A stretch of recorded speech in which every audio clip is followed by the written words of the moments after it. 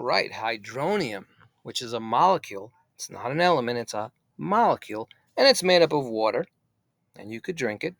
People do drink it. You probably already have taken a little sip of it or more, right? If you have lemonade, lemonade has this citric acid to it, which can create hydronium. Probably weren't aware of that. Or any kind of acid like vinegar, for example. So let's write it down first of all, right? We'll use green, and this is water. We're very familiar with water, right? Dihydrogen monoxide, water, H2O. It has two hydrogen um, elements, right? Two hydrogen atoms, right? This is a compound of, and you know what? It's water.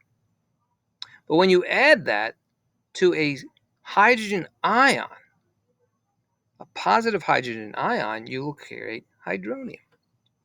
And hydronium will have three hydrogen atoms, and the oxygen atom will become positive. That's hydronium right there. And how do we get hydronium? Well, first let's talk about ions. What are ions anyway? So here's hydrogen, right? The most abundant element in the universe by far, and the lightest element in the universe. Very important element. So you can see it has, and sure, our pen's working, right? We'll use white, see what white does. So it has this positive proton, remember protons are positive, and this negative electron, right? They have opposite charges. And let's change it. Let's change it. Oh, we got an opposite song from Alexa. Maybe we should listen to it. Not bad. The opposite song. And we know that, right? We know electrons and protons are opposite, right?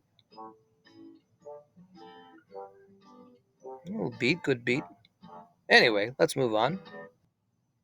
All right, use the black. Use black, why not? So if this electron decides to take a vacation and leaves, we're just left with a proton. Just one single proton. And that is a hydrogen ion. That is positive. So what are ions? What are ions? So ions, and I'll write it down here. When an atom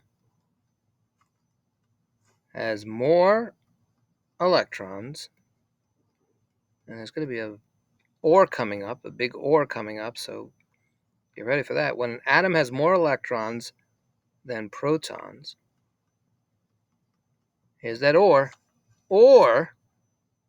capitalize it, more protons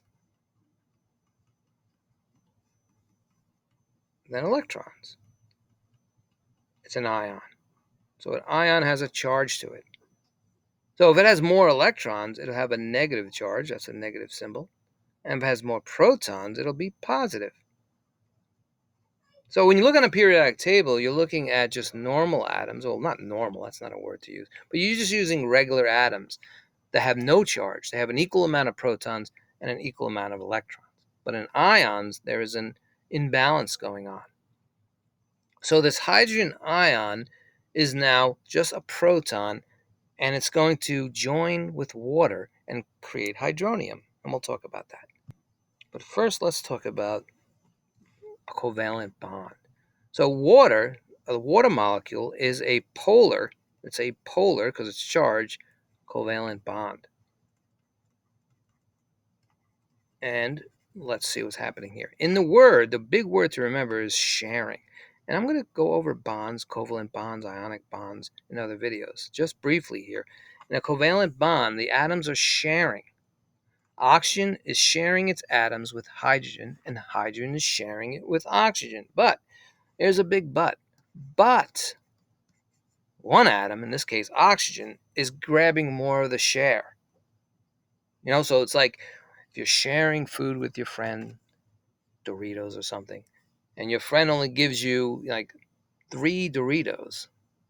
Even though he's sharing, he's grabbing more of that share. That's what's happening with oxygen. It's grabbing the electrons. It's sharing its electron, but only slightly. So oxygen's grabbing more of the share, and so oxygen becomes slightly negative. So oxygen will have a negative symbol, whereas oxygen becomes slightly positive. All right, here's a better picture of it. So you see here's the hydrogen. Using our pen, get our pen ready. Here's the hydrogen over here. It's has a slight positive charge because, again, oxygen is grabbing more of the share. And oxygen has a slight negative charge. And because oxygen has this negative charge to it, that lone proton we talked about, right? That hydrogen ion, which is positive, and is by the way, say this again for you, any ion that is positive is called a cation. And anyone that is negative, if you see this, you see that symbol, it's a negative ion, that'll be called an anion. Again, we'll talk more of these words, these vocabulary words. So this proton, right, this lone proton, we know it's positive because protons have a positive charge. It's attracted to the oxygen because it's negative. So there's a strong attraction there. All right, here's an electron dot diagram. So again, here's that bond. Let's make sure we have our pen going. Go back to red.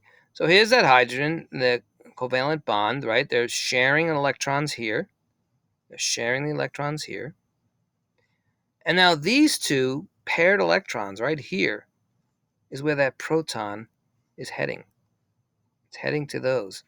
And it's going to bury itself within it. So oxygen's not sharing its electron. What oxygen wants to do is just grab that proton, and now oxygen become positive. So let's get a better picture of that. And by the way, you're just left with two here. So remember, just to go over these, let me clear this out for you, make sure you understand dot diagrams. These are just the valence electrons. Valence electrons are the electrons in the last energy level of the last shell of an atom. So, for example, with oxygen, we know oxygen has 8 electrons. So here's the first energy level. It has 2. And then on the next energy level, it has 6, right? Right there. And it's sharing these two with hydrogen, grabbing more of the share.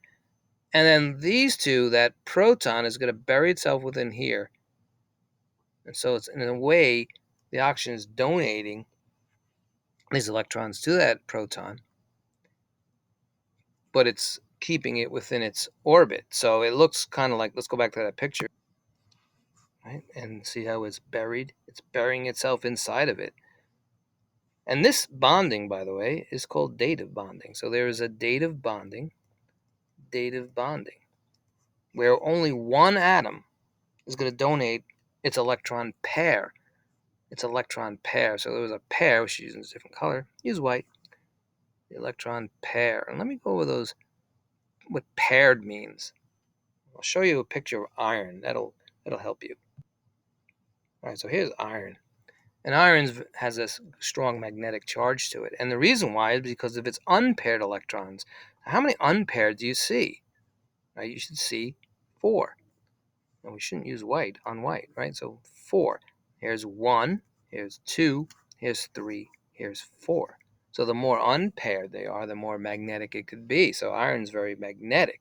Now let's go to oxygen. So how many unpaired do you see with oxygen?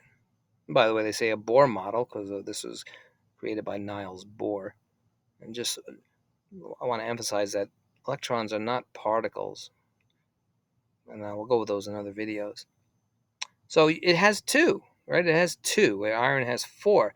And we know that these unpaired ones, these 2 unpaired ones, are going to they can bond with hydrogen and make water. But then there's 2 over here. Remember, these are the valence electrons. I'm not talking about the 2 in the first shell. These valence electrons, it's going to grab that positive hydrogen ion, right? It's a proton, and it buries itself within it, right over here. Okay, and that's hydronium.